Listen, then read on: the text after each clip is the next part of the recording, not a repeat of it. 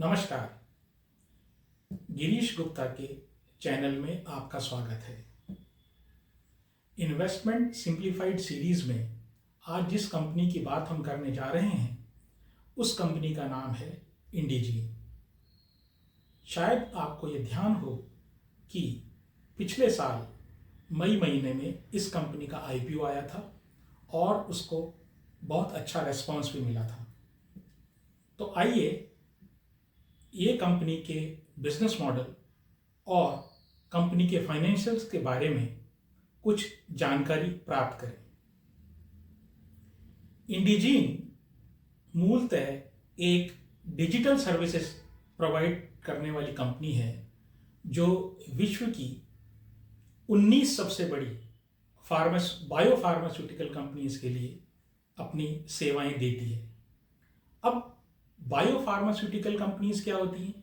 Bio pharmaceutical companies वो companies हैं जो प्लांट से या लिविंग ऑर्गेनिज्म से दवाइयाँ बनाती हैं। थोड़ा सा कॉम्प्लिकेटेड लगता है, लेकिन चलिए इसको साधारण अर्थों में समझें। जैसे अगर हम ये मानें कि दही एक दवाई है, दवाई तो है ही, क्योंकि दही से ऊर्जा मिलती है, पेट की कई बीमारियां ठीक होती है, इम्यूनिटी बूस्ट होती है। तो दही एक दवाई है। तो जब हम दही को घर में जमाते हैं तो वो उसमें कुछ बैक्टीरिया पैदा होते हैं और वो बैक्टीरिया से दही जमता है। तो आप ये समझ लें कि आपने घर में एक बायो फार्मास्यूटिकल दवाई बना ली है। आशा है ये बायो फार्मास्यूटिकल कंपनी के बारे में आपको थोड़ी समझ सही हुई होगी। अब हम ये जानने की कोशिश करते हैं कि आखिर इंडीजीन और बायो फार्मास्यूटिकल कंपनीज का मिलान कैसे होता है। तो इसके लिए हमें समझना पड़ेगा कि कंपनियां ड्रग डिस्कवरी और पेटेंट की जो श्रृंखला है वो किस प्रकार चलाती हैं। यानी कि कंपनी ने जब एक ड्रग डिस्कवर की और उसके बाद जब अंत में उसने पेटेंट और सेल्स और मार्केटिंग के लिए बाजार में उस दवाई को उतारा, तो इस सब के बीच में क्या क्या चरण होते हैं। सबसे पहले कंपनी ये आइडेंटिफाई करती है कि आखिर किस बीमारी के लिए मुझे दवाई बनानी है। तो उस बीमारी के लिए दवाई बनाने के लिए एक उसका पर्टिकुलर चीज आइडेंटिफाई किया जाता है, जैसे कि आखिर किस कारण से, किस एंजाइम या किस प्रोटीन के कारण से वो बीमारी हो रही है। अब इस बीमारी का जो इस प्रोटीन या एंजाइम है, इसका एक एंटीडोट तैयार किया जाता है लैब में। वो कैसे तैयार किया जाता है? या तो कोई इनऑर्गेनिक कंपाउंड्स के थ्रू, या फिर जैसे मैंने बताया कि प्लांट और लिविंग ऑर्गेनिज्म के थ्रू हम इसका एक एंटीडोट या इसकी काट तैयार करते हैं इस बीमारी पैदा करने वाले एंजाइम या प्रोटीन की। ये रही बात लैब में दवाई ढूंढने की। मान लीजिए आपको हजारों कंपाउंड्स में से सर्च करने के बाद ये मिला कि ये कंपाउंड, एक पर्टिकुलर कंपाउंड इस बीमारी के लिए इस प्रोटीन या एंजाइम को खत्म कर सकता है। तो अब आप उसकी सबसे पहले लैब में टेस्टिंग करेंगे। लैब में टेस्टिंग करने के बाद का चरण है कि आप इसका एनिमल्स पे टेस्टिंग करेंगे। अगर पहला चरण यानी कि लैब में टेस्टिंग वो सफल हो जाती है, तब जितने भी चरण मैं बता रहा हूं वो एक के बाद एक है। तो पहला लैब में टेस्टिंग, उसके बाद एनिमल्स पे जैसे चूहों पे टेस्टिंग। तीसरा चरण में जिसको क्लिनिकल ट्रायल बोलते हैं, उसमें एक्चुअली आदमी के ऊपर दवाई का परीक्षण किया जाता है कि क्या दवाई उनके लिए साजगार रही। उन व्यक्तियों के ऊपर जिनके ऊपर ये टेस्ट किया जा रहा है, दवाई का क्या असर रहा। इसे क्लिनिकल ट्रायल बोलते हैं। अगर इस चरण में दवाई सफल हो जाती है तो दवाई ढूंढने से लेके क्लिनिकल ट्रायल तक का सारा डेटा बहुत डिटेल में सरकार को भेजा जाता है। सरकार के यहाँ एक एजेंसी होती है, जैसे अमेरिका में फूड एंड ड्रग एडमिनिस्ट्रेशन या एफडीए है, और भारत में central drug standard control authority नामक संस्था है जो दवाइयों की गुणवत्ता और दवाइयों के प्रोडक्शन को कंट्रोल करती है।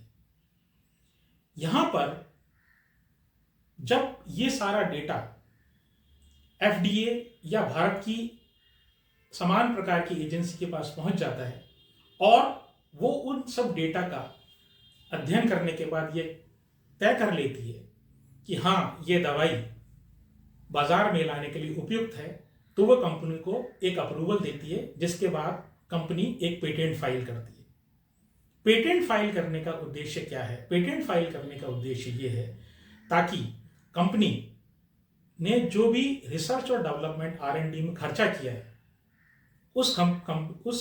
उसके लिए वो कुछ समय के लिए दवाई पर एक मोनोपोली राइट्स चाहती है कि इस दवाई को जिसकी खोज मैंने की है और जिसके ऊपर मैंने इतना खर्चा किया है, उस दवाई को केवल मैं ही बेचूं और कोई और कंपनी इसको नहीं बेच सके, ताकि मेरा मेहनत का फल कोई दूसरी कंपनी नहीं ले जा सके।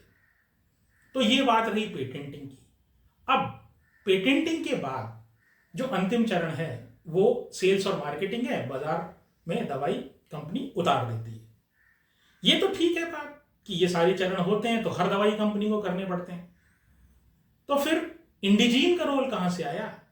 ठहरिए, थोड़ा इंतजार कीजिए, अभी आपको एक चरण और समझना है। आखिरकार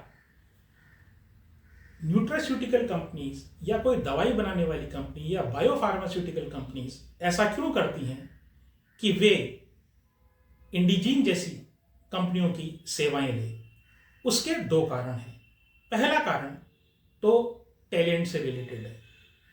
चूंकि कंपनियां दवाइयों से रिलेटेड है और दवाइयां आदमी कंज्यूम करते हैं जिससे आदमी को नुकसान हो सकता है, अतः कंपनियां दवाइयां बनाने में किसी प्रकार से लापरवाह नहीं रह सकती। आपने लापरवाही की और किसी भी एडवर्स इफेक्ट के कारण यदि किसी व्यक्ति को समस्या हो गई तो उसका बड़ा भारी खामियाजा कंपनियों को चुकाना पड़ता है। तो इसलिए वो अपने ऑर्गेनाइजेशन में केवल बेस्ट टैलेंट रखते हैं। बेस्ट टैलेंट के साथ कई समस्याएं हैं। सबसे बड़ी समस्या तो उनके किसी दूसरी कंपनी में जाने से संबंधित है। टैलेंट कोई एक कंपनी से बंधा हुआ तो है नहीं। अगर उसे अच्छी अपॉर्चुनिटी मिलेगी तो वो दूसरी कंपनी में चले जाते हैं। तो एक समस्या तो टैलेंट से रिलेटेड है। और जो दूसरी समस्या है वो ये है कि चूंकि कंपनियां दवाइयां मनमाने दाम पर बेचती हैं, सरकारों का उनके ऊपर नियंत्रण रहता है। तो ड्रग कंट्रोल प्राइसिंग, ड्रग की प्राइसिंग के ऊपर कंट्रोल सरकार रखना चाहती है। अब दो समस्याएं हो गई किसी भी दवाई कंपनी के सामने। एक तो ये कि टैलेंट नहीं मिलता है तो ऊंचे दाम पर मिलता है, और दूसरी ये कि सरकार दवा के दाम ना बढ़ाने दे। अब ऐसी स्थिति में कंपनियां को खर्चा कम करना पड़ता है ताकि उनका मार्जिन प्रोटेक्ट रहे और वो धीरे धीरे आईटी सॉल्यूशंस की तरफ जा रही हैं। यहां तक भी ठीक है। अब कंपनियों ने एक आउटसोर्सिंग मॉडल भी ढूंढ लिया। इंडिजीन जैसी कंपनियां, जिस कंपनी के बिजनेस के बारे में हम बात कर रहे हैं, वो ऐसी बायोफार्मास्यूटिकल कंपनीज या अन्य कंपनियों के पास जाकर ये कहती हैं कि देखिए साहब, आपकी जो समस्याएं हैं कि आप अपना फोकस केवल ड्रग डिस्कवरी में करें और बाकी टेंशन मैं झेल लेता हूं और इससे आप मुझे कुछ पेमेंट कर दीजिएगा। तो एक तरफ आईटी सॉल्यूशन, दूसरी तरफ बायोफार्मास्यूटिकल कंपनीज की नॉलेज, और इन दोनों के कॉम्बिनेशन से जो बिजनेस तैयार होता है उस बिजनेस में इंडिजीन है। इंडिजीन अपने आप को डिजिटल फर्स्ट कमर्शियलाइजेशन कंपनी कहती है। यानी कि उसका एक यूएसपी ये है कि न केवल मैं बायोफार्मास्यूटिकल कंपनीज के बारे में जानता हूं, बल्कि मैं आईटी की नॉलेज भी मुझे है। तो ऐसे आईटी और बायोफार्मास्यूटिकल इंडस्ट्री की नॉलेज का मिश्रण जो है वो इंडिजीन किसी बायोफार्मास्यूटिकल कंपनी के सामने देता है। अब इसके मूलतः इंडिजीन के मूलतः तीन डिवीजन है। इन डिविजन्स को अगर आप नाम के रूप में देखेंगे तो आपको बड़ा डर लगेगा, लेकिन आप चिंता ना करें, मैं आपको जहां तक संभव हो सरल से सरल भाषा में इन डिविजन्स को और इनके कार्य प्रणाली के बारे में बताने की कोशिश करूंगा। पहला डिवीजन है एंटरप्राइज कमर्शियल सॉल्यूशन। अब ये क्या डिवीजन काम करता है? ये काम करता है कि जब आपको सरकार से ड्रग का अप्रूवल मिल गया, तब आपको पेशेंट्स को और डॉक्टर्स को उस दवाई के बारे में चेतना लानी है या उनके बारे में आपको उनको अवेयर करना है। अवेयर करने के लिए Indegene social media, websites, email, pamphlets और ऐसे ही डिजिटल लिटरेचर का सहारा लेता है, जिसके कारण से ड्रग्स की सेल्स और मार्केटिंग स्ट्रेटेजी में इंप्रूवमेंट आता है और साथ ही साथ सेल्स और मार्केटिंग स्ट्रेटेजी को भी इंडिजीन पैना बनाने में मदद करती है। दूसरा डिवीजन इनका है ओमनी चैनल एक्टिवेशन। नाम एक बार फिर आपको थोड़ा सा भारी लगेगा, लेकिन इसमें कुछ भी नहीं है। एक्चुअली ये क्या करता है कि पहले हम ट्रेडिशनल मॉडल को समझते हैं कि जब किसी दवाई के बारे में एक मेडिकल रिप्रेजेंटेटिव डॉक्टर साहब के पास जाता है तो एक समस्या ये आती है कि डॉक्टर्स हो सकता है जिस टाइम मेडिकल रिप्रेजेंटेटिव वहां पहुंचे पेशेंट्स में इन्वॉल्व हो या डॉक्टर साहब पेशेंट्स को देख रहे हो, तो मेडिकल रिप्रेजेंटेटिव को इंतजार करना पड़ता है। इसके अलावा कई मेडिकल रिप्रेजेंटेटिव पहले से अलग लाइन में लगे हुए हैं, तो इससे मेडिकल रिप्रेजेंटेटिव का टाइम खराब होता है और हो सकता है किसी दिन या कई बार 2, 3, 4 बार एक डॉक्टर के उनको विजिट करनी पड़े। इससे कंपनी का खर्चा बढ़ता है, क्योंकि मेडिकल रिप्रेजेंटेटिव को तो आपको तनख्वाह देनी ही देनी है, लेकिन उसका प्रोडक्टिव यूटिलाइजेशन उसके टाइम का नहीं हो रहा है। ऐसी स्थिति में इंडिजीन ने एक सॉल्यूशन डेवलप किया है।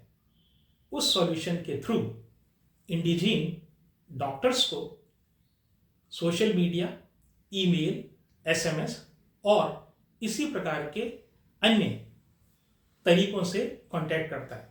एक बड़ा इंटरेस्टिंग तरीका वर्चुअल रिप्रेजेंटेटिव का है। वर्चुअल मेडिकल रिप्रेजेंटेटिव एक ऑनलाइन बॉट की तरह काम करता है, जो डॉक्टर द्वारा दिए गए नियत समय पर डॉक्टर्स की दवाई के संबंधित कोई भी जानकारी को प्रदान करता है। अब इस तरह के सॉल्यूशंस का बनाने में एक ही बार खर्चा है, लेकिन एडवांटेज उसका ये है कि ये आप एक ही समय पे एक वर्चुअल मेडिकल रिप्रेजेंटेटिव बहुत से डॉक्टर्स की क्वेरीज को हैंडल कर सकता है। जो तीसरा डिवीजन इनका है वो एंटरप्राइज क्लिनिकल सॉल्यूशन है। इसमें ये प्रोडक्ट का लिटरेचर तैयार करते हैं। आपने कभी देखा होगा कि दवाइयों में एक पर्चा आता है, वो पर्चे में जो चीज़ें लिखी हुई होती हैं कि आपके इस दवाई में क्या क्या कंटेंट है, इसको कैसे इस्तेमाल करना है, इसकी साइड इफेक्ट्स क्या हो सकते हैं। जनरली हम उस पर्चे को निकाल के डब्बे में से निकाल के फेंक देते हैं, लेकिन वो डिब्बा बनाने का काम, वो लिटरेचर तैयार करने का काम इंडिजीन करता है। साथ ही में अगर जैसे सरकार ने उनसे कोई डेटा मांगा या उस डेटा के से रिलेटेड कोई क्वेरी आई, वो भी इंडिजीन कंपनी के इंडिजीन उस बायोफार्मास्यूटिकल कंपनी के बिहाफ पर हैंडल करती है। एक अन्य काम जो इंडिजीन करती है वो है वॉलंटियर्स को क्लिनिकल ट्रायल के लिए तैयार करना। ह्यूमन क्लिनिकल ट्रायल यानी कि जब दवाई का परीक्षण आदमियों पर होता है तो उसके लिए कौन से आदमी, किस एज ग्रुप के आदमी, कौन सी लोकेशन पर आदमी मिलेंगे, उनको तैयार करना, उनका इंटरव्यू करना और फिर टेस्ट से रिलेटेड जो डेटा है उसको कलेक्ट करना और उसका एनालिसिस करना। ये सब डेटा तैयार करके सरकार को भेजना। एक ये काम भी इंडिजीन करता है बायोफार्मास्यूटिकल कंपनीज के बिहाफ पर। अब जो एंटरप्राइज कमर्शियल सॉल्यूशन है और ओमनी चैनल एक्टिवेशन है, ये जो दो डिविजन्स हैं इंडिजीन के, इससे करीब करीब 69% रेवेन्यू जनरेट होता है। 28% रेवेन्यू एंटरप्राइज क्लिनिकल सॉल्यूशंस वाले डिवीजन से जनरेट होता है और करीब करीब 2 या 3% रेवेन्यू जनरेट होता है अन्य कार्यों से। तो ये तो रही बात कंपनी के बिजनेस की। अब कंपनी पैसा कैसे कमाती है? कंपनी के पैसा कमाने के या फीस लेने के दो तरीके हैं। एक तरीका तो ये है कि कंपनी अपने कर्मियों को उस जगह जिस कंपनी में आपका प्रोजेक्ट है वहां लगा दे, और ये कंपनी क्लाइंट कंपनी है यानी बायोफार्मास्यूटिकल कंपनी है, और कर्मचारी जो होंगे वो ऑन रोल होंगे या तनख्वाह उनको देगी इंडिजीन। बदले में इंडिजीन उस क्लाइंट बायोफार्मास्यूटिकल कंपनी से पर घंटे या पर मंथ के हिसाब से रेट चार्ज करेगी। जैसे मान लीजिए उन्होंने $5 या $50 पर आवर उन्होंने एक रेट फिक्स की और एक व्यक्ति ने 8 घंटे काम किया, तो कुल $40 की फीस की बिलिंग इंडिजीन उस बायोफार्मास्यूटिकल कंपनी को कर देगी। दूसरा जो फीस लेने का तरीका है वो लमसम है या प्रोजेक्ट बेस्ड है। उसमें एक फिक्स फीस होती है, उसमें कोई पर पर्सन का कैलकुलेशन नहीं होता है। तो ये रही बात फाइनेंशियल ट्रांजैक्शन की जो इंडिजीन और एक बायोफार्मास्यूटिकल कंपनी के बीच में होता है। अब सब कुछ अच्छा ही लग रहा है, तो फिर प्रॉब्लम क्या है? प्रॉब्लम कई हैं। कंपनी यानी इंडिजीन का जो 70% रेवेन्यू है वो रेवेन्यू केवल टॉप 10 क्लाइंट से आता है। क्या मतलब कि इसके जो 10 क्लाइंट्स हैं वो इसको 70% बिजनेस देते हैं, यानी कि अगर उनमें से कोई भी एक क्लाइंट रूठ जाए तो इसके रेवेन्यू पे प्रभाव पड़ सकता है। दूसरा, वर्ल्ड वाइड अगर किसी प्रकार का कोई रेगुलेशन आए कि आपको ये जो आउटसोर्सिंग का काम है, न्यूट्रास्यूटिकल कंपनीज को ये इंस्ट्रक्शन दिया जाए किसी भी सरकार द्वारा कि आप ये काम आउटसोर्स नहीं कर सकते, तो ऐसी स्थिति में भी इंडिजीन का रेवेन्यू प्रभावित होगा। तीसरी चीज, ये सारा खेल ही टैलेंट का है, तो अगर इंडिजीन के यहां कोई अच्छा टैलेंट और छोड़ के चले जाए तो भी इंडिजीन को प्रॉब्लम क्रिएट हो सकती है। चौथा जो है वो रिलेटेड है कंपनीज से। कौन सी कंपनीज से? अरे भाई, इंडिजीन जो काम कर रही है वो आईटी से रिलेटेड काम कर रही है, और आईटी कंपनियां अगर मान लीजिए ऐसा ही कोई सॉल्यूशन डेवलप कर दे तो फिर क्या होगा? तो वो भी इसके कंपटीशन में आ जाएंगी, तो एक अन्य रिस्क है। तो इस रिस्क को इंडिजीन कैसे मिटिगेट या कम करती है? इंडिजीन ये कहती है कि देखिए साहब, मेरी रिलेशनशिप इन सभी कंपनियों से बहुत अच्छी और वर्ल्ड वाइड मेरे ऑफिसेज हैं, इसलिए मेरे रेवेन्यू पर बहुत प्रभाव पड़ने की संभावना नहीं है। कोई एक्सट्रीम केस हो जाए उसकी बात अलग है। दूसरा, मैं अपने काम में बहुत एक्सपर्ट हूं, तो जब जिन कंपनियों को बेस्ट काम चाहिए वो काम तो मुझसे ही करवाएंगी और किसी से करवा ही नहीं सकती। तीसरा काम, मेरे सारे टूल्स प्रोप्राइटरी टूल्स हैं, यानी कि वो जो सॉफ्टवेयर वगैरह जो इन्होंने डेवलप किए हैं वो सारे मैंने ही डेवलप किए, मेरे पास ही हैं, बाजार में तो मिलते नहीं हैं, और मैं उनको बहुत अच्छे से चलाना जानता हूं। और मेरे जो सॉफ्टवेयर हैं ये बायो फार्मास्यूटिकल इंडस्ट्री के लिए कस्टमाइज्ड है, तो कोई दूसरा अगर आएगा तो उसको बड़ी मेहनत करनी पड़ेगी। उस तरह की जैसे रिजल्ट मैं दे पाता हूं वैसे कोई और कंपनी दे पाए, ऐसा कम संभव है।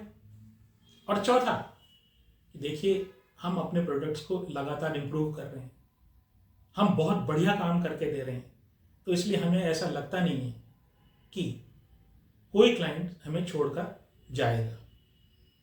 तो ये तो बात रही कंपनी के कामकाज की कि कंपनी करती क्या है। अब हम बात करते हैं कंपनी के इंडिजीन के फाइनेंशियल्स की। हम इसके फाइनेंशियल्स के बारे में बात करें इससे पहले आपसे एक निवेदन है, अगर आपको मेरा यह प्रयास पसंद आ रहा हो तो आप इस वीडियो को लाइक करें और शेयर करें, मेरे चैनल को सब्सक्राइब करें। यदि आपको किसी अन्य कंपनी के बारे में जानना हो तो कमेंट बॉक्स में लिखकर बताएं। हम कोशिश करेंगे कि उस कंपनी का इन्वेस्टमेंट एनालिसिस करके आपको दें। साथ ही यदि आपको इस कंपनी इंडिजीन के इस वीडियो के बारे में कोई सुझाव या स्पष्टीकरण चाहिए तो भी कृपया कमेंट बॉक्स में लिख के दें। अब हम बात करते हैं इंडिजीन के फाइनेंशियल्स की। इंडिजीन की पिछले 12 महीनों में जो सेल्स ग्रोथ है करीब करीब 12% है। कंपनी की प्रॉफिट ग्रोथ करीब करीब 22 से 25% है। कंपनी का रिटर्न ऑन इक्विटी ROE लगभग 25% है। कंपनी का मार्केट कैप 15,000 करोड़ के आसपास है। कंपनी का प्राइस बाय अर्निंग रेशियो लगभग 40 है, लेकिन उसके साथ ही कंपनी का PEG यानी प्राइस टू अर्निंग्स ग्रोथ का रेशियो आधा है। जनरली 1 या 1 से कम अच्छा माना जाता है। कंपनी ने हाल ही में सितंबर क्वार्टर में अपना कर्ज या डेट भी कम किया है और कंपनी को यह भरोसा है कि वे आगे उसका भविष्य उज्जवल रहेगा। तो क्या आपको इसमें इन्वेस्ट करना चाहिए? इसके बारे में आपको सोचना चाहिए, समझना चाहिए और तभी इन्वेस्टमेंट करना चाहिए। हम हमारी ओर से आपसे सिर्फ इतना कह सकते हैं कि किसी भी निवेश से पहले आप अपने वित्तीय सलाहकार से अवश्य सलाह लें। आशा है मेरा यह प्रयास आपको अच्छा लगा होगा। इस श्रृंखला की अगली कड़ी में हम आपके सामने कल फिर उपस्थित होंगे। तब तक के लिए नमस्कार, जय हिंद।